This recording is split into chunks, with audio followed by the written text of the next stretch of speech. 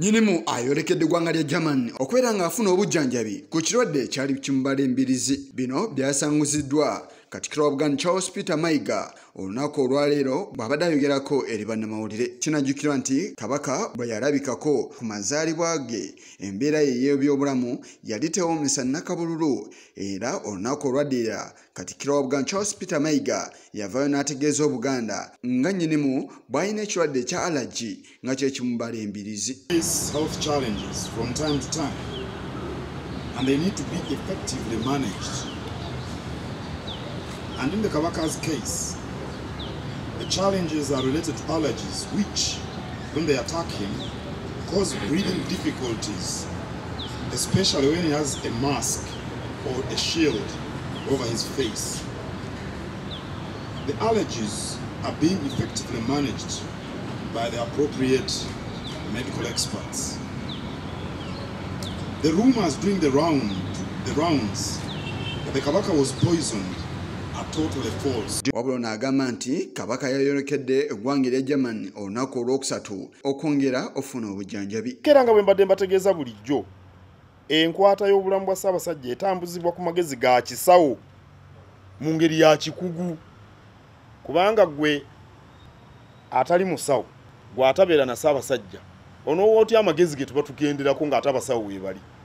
Kale bwe twafunye omukisa ogumutwala ku mirimu, era abasawo abaakuno ababadde abamulabirira bulijjo ne batujuliza abamu ku bakugu abalala abali e Germany eyo, era bagenda kugatta amagezi ku gaaba wano, era tulina essuubi ddene nnyo nti bwe banaamwekebejja ne bagatta amagezi kinaayamba okulinnya allergy ezo ku nfeete, Omutanda atulamule nga bwe yakatulamula emyaka 28 egyakayita.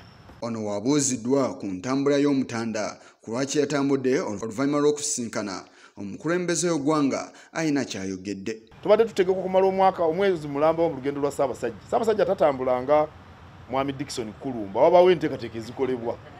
Ebyogenda wa President nabyo byaliwo, enteekateeka zibaddewo, tekikwatagana n'akamu ku lugendo lwe yagenzeeko, era yayagala amulabe nga tannagenda kubanga era babadde baludde okusisinkana, tekikwataganako n'akamu n'akeddagala ku lugendo lwe. Era Ssaabasajja yategeeza President nti nyenkya ngenda kutambula nga nange wendi, ndowooza mwandaga nga gyendi. Yamutegeeza yakimanya ku olwo, n'olwekyo tebikwatagana n'akamu. Mu bufu bwe bumu era Kabaka wakwongera okulambula emirimu egikolebwa ekibiina ekya Kabaka Foundation, engeri gye kiri nti yakivunaanyizibwako obutereevu ku mirimu gyakyo. Enfunda nga ziizo Ssaabasajja Kabaka abadde agenda e Bulaaya n'asisinkana abalina obuvunaanyizibwa ku Kabaka Foundation mu nsi gy'aba agenze, ate era atera okusisinkana bannamikago ab'omuzinzi buli lw'aba agenze ku nsonga za Kabaka Foundation ebweru wa Uganda. Kale ensonga emu yatutte Kabaka e Bugirimaani kutunula mu nsonga za Kabaka Foundation mu ggwanga eryo. Katikkiro era atangazizza k'omu ku buvunaanyizibwa ekitongole kino ekya Kabaka Foundation bwe kikola eri Obuganda.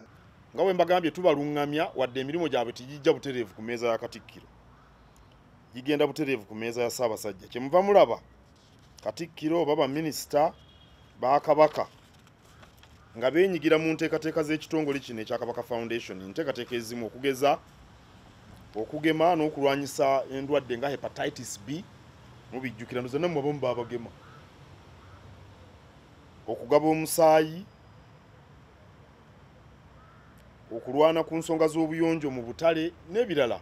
Kinajjukirwa nti ssabbiiti eno ebifaananyi bya nnyinimu byabuutikidde amawulire agatali gamu nga abantu abatali bamu bamwaniriza ku kisaawe.